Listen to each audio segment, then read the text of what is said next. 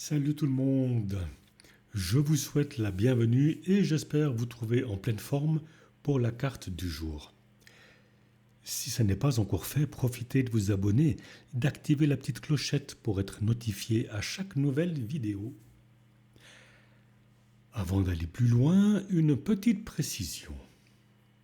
Cette vidéo est chapitrée, donc si vous avez déjà pris connaissance des explications d'utilisation, vous pouvez passer directement à la carte du jour.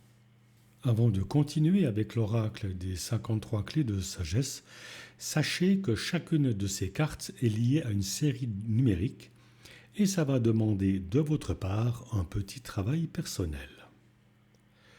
Si vous vous êtes reconnu dans les différentes questions que la carte pose, sachez que ces cartes agissent comme un miroir de l'inconscient. Vous trouverez souvent une résonance dans les images ou dans les messages que ces cartes véhiculent, donc je vous invite, au-delà du message que la carte vous envoie, à vous imprégner vraiment de l'image car elle peut vous apporter des éléments de réponse ou de réflexion à la ou aux questions que vous vous posez. Pour les besoins de la vidéo, j'ai simplifié la pratique que demande ce jeu.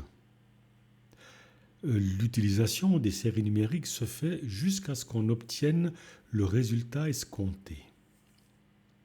Si le message de la carte vous parle et si les questions posées vous interpellent, je vous donne ici une petite marche à suivre. Cela même pour n'importe quelle carte du jeu. Dans un premier temps, vous allez faire une déclaration d'ouverture avec la phrase suivante. Je m'extrais de la conscience collective et de mon histoire personnelle. J'entre dans la lumière de mon âme. Je suis dans l'esprit du Créateur. Je vois et j'agis comme le Créateur voit et agit.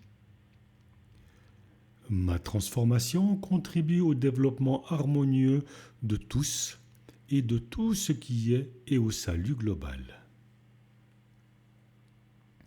Je vous donne maintenant une ou deux idées de ce que vous allez pouvoir faire avec tout ça.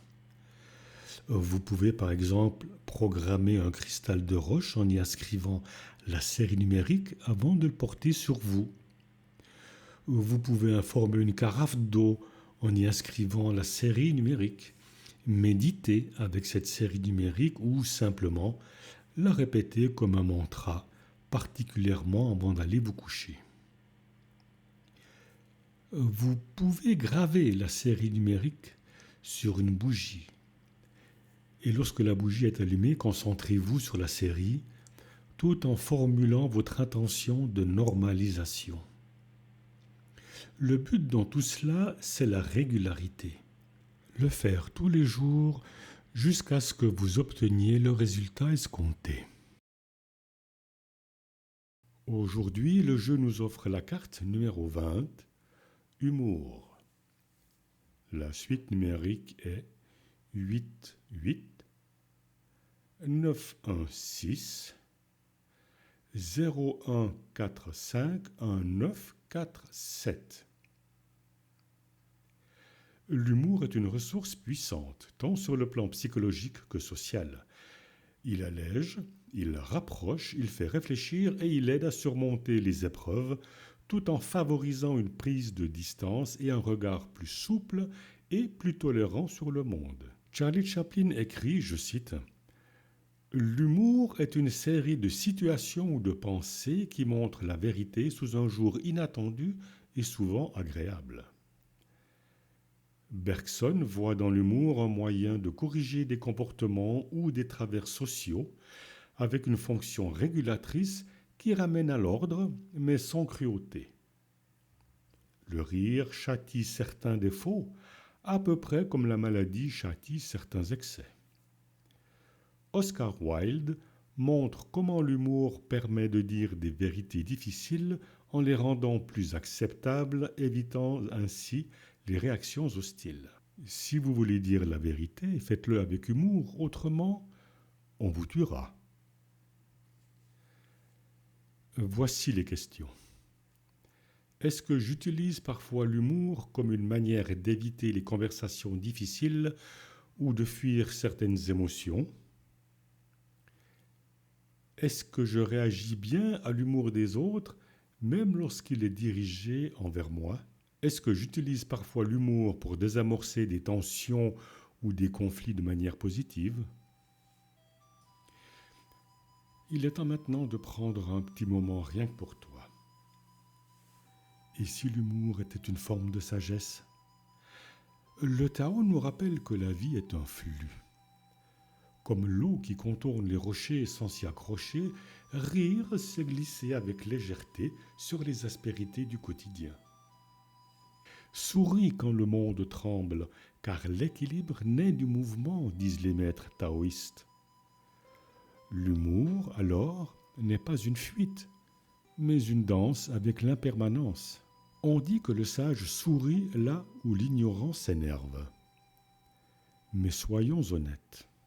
Quand on se cogne le petit orteil contre le coin d'un meuble, on n'a pas vraiment envie d'être sage sur le moment. On a juste envie d'avoir un peu moins mal.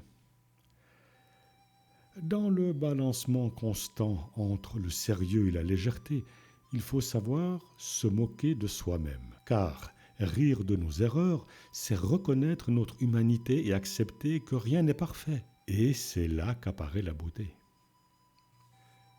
Bouddha nous invite à voir au-delà des illusions dans un monde où tout est éphémère. L'humour devient un miroir.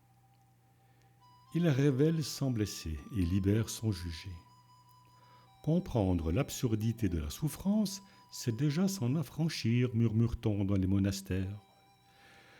Une blancheur d'esprit, un rire qui apaise, non par moquerie, mais par compassion pour nos propres travers.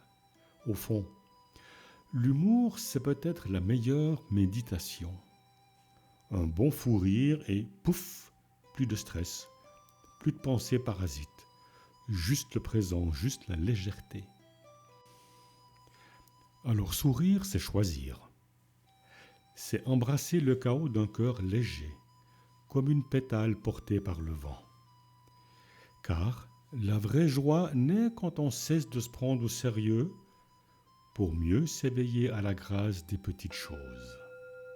Voilà les amis, c'est terminé pour aujourd'hui. Je vous souhaite une excellente journée. Prenez soin de vous et si le cœur vous en dit, vous pouvez partager cette vidéo. Si vous êtes intéressé par cet oracle, je vous invite à prendre contact directement avec son créateur Jean-Marc Meyer. Vous trouverez son adresse mail dans la description de cette vidéo. Pour ma part, je vous remercie d'être resté jusqu'à la fin et je vous donne rendez-vous demain pour une nouvelle carte des 53 clés de sagesse. Bye bye.